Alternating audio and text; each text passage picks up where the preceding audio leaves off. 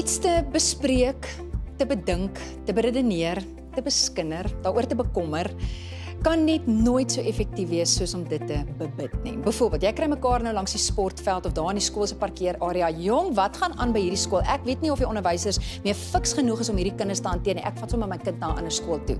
Of het jy gesien daai ene was bietjie lanklaas by die kerk, né? Ek dink hulle vat so 'n bietjie van 'n afdraaipaadjie. Kan jy eerlikwaar sê dat jy die skool en sy kinders en die kerk en daai verlore skapie se beste belange op jou hart dra, as jy dit sommer so bespreek, bedink, beredeneer en eintlik net beskinder? Het jy al ooit gedink om daai sogenaamde foute te bebid? En dan te beleef hoe God vir jou 'n totaal ander prentjie gee. Dit is sy kerk.